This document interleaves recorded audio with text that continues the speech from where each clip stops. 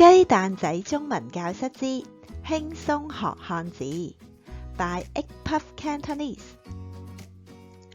第一課筆畫及寫法。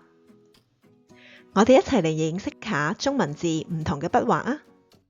首先我哋認識嘅呢個筆畫係橫，原來橫嘅筆畫係咁樣嘅喎。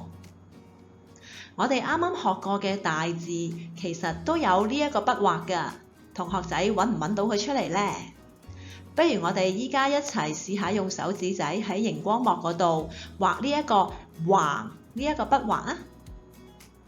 我哋逐個嚟咯喎，橫係啦，用手指仔咧試下由左去到右咁樣畫呢一個筆畫啦。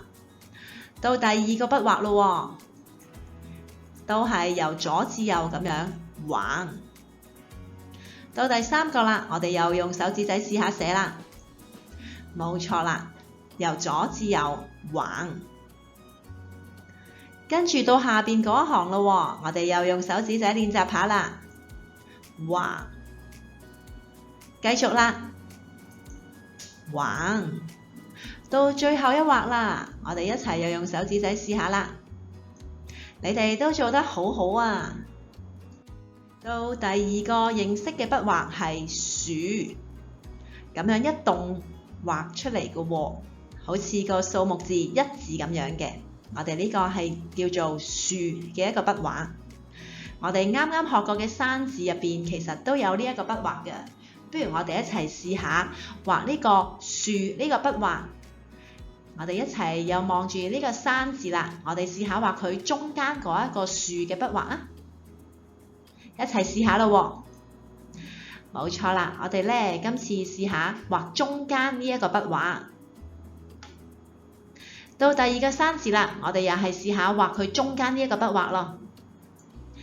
豎呢一個筆畫咧，由上邊一路畫到去下邊嘅。到第三個啦，冇錯啦，手指仔咧又係試下寫豎呢個筆畫。到下邊我哋又繼續咯喎，豎。好，繼續啦，第五個山字，係啦，手指仔做得好好喎，加油啊！我哋仲有最後一畫。大家都做得非常之好啊！第三個要學嘅筆畫係點，係啦，就係咁樣啦，點。好似我哋啱啱學過嘅高字咧，其實都有呢個筆畫嘅喎，就係喺最高嗰一點。呢個係個高字嘅第一個筆畫嚟嘅。我哋一齊又試下用手指仔試下點呢一個筆畫啊！冇錯啦，做得好好。繼續咯喎，又試下到第二個高字啦，我哋又試下點呢個筆畫啦，非常之好啊！到第三個高字啦，我哋又點落去咯喎。好，到下邊啦，我哋又試下點呢個筆畫。好，繼續。到最後一個啦，我哋又試下點落去啦。大家都做得非常之好啊！俾啲掌聲自己啦！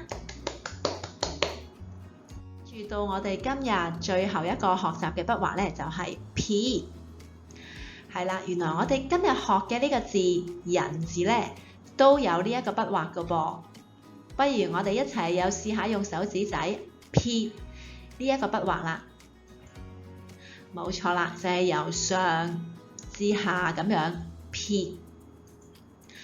繼續咯喎，到第三個啦，我哋又試下撇啦。到下邊嗰行啦，我哋又一齊試下撇呢個筆畫。繼續啦，第五個字咯喎，我哋又撇。到最後一個人字啦，我哋又試下由上而下咁樣撇，做得非常之好啊！跟住落嚟，我哋會一齊重溫下第一課6個嘅目標單字，然後再睇下佢哋嘅筆畫係點樣寫啦。依家圖畫入邊咧有兩個蘋果喎，左邊嘅蘋果係大，而右邊呢個蘋果係小。我哋又可以認下呢兩個字咯喎，大、小。呢個呢就係大字嘅筆畫，同學仔可以用你哋嘅手指一齊跟住熒光幕一齊寫下個大字喎，一路寫嘅時候又一路讀下去啦。大大大大大，大今次係小字嘅筆畫，同學仔又可以伸出你嘅手指，一路寫一路讀。小小小小小，小跟住落嚟介紹嘅單字係山，就好似圖畫入邊嘅山咁樣，有高高低低嘅山頂，就好似我哋嘅山字一樣。一齊又讀下呢個字啦，山山。呢個係山字嘅筆畫，同學仔一路跟住寫，又一路跟住讀咯喎。山山山山山，山跟住落嚟呢個生字呢係高，就好似呢啲積木咁樣，達到越嚟越高。我哋認住佢咯喎，高高。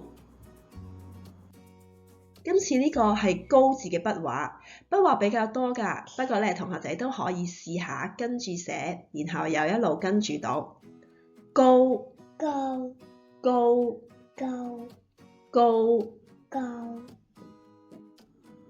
跟住呢個字呢，就係人，又係好似圖畫入邊嘅小朋友咁樣，當佢擘大咗隻腳咁樣，就好似呢個人字咁樣啦。人人，今次咧就到人呢一個筆畫啦，一撇一捺咁樣，比較簡單一啲嘅喎。同學仔一路寫一路讀啦，人人人人人。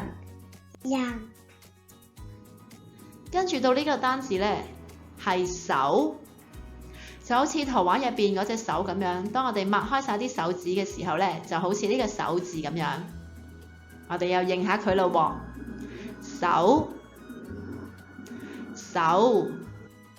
今次咧就到手字嘅筆畫，同學仔一路跟住寫，一路跟住讀啦。手手手手手。手。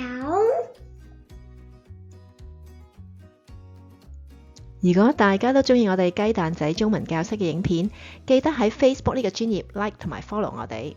喺 YouTube 呢個平台咧都記得 subscribe 我哋啦。我哋會喺呢兩個平台咧都分享一啲中文嘅教材。好啦，我哋下一條影片再見，拜拜。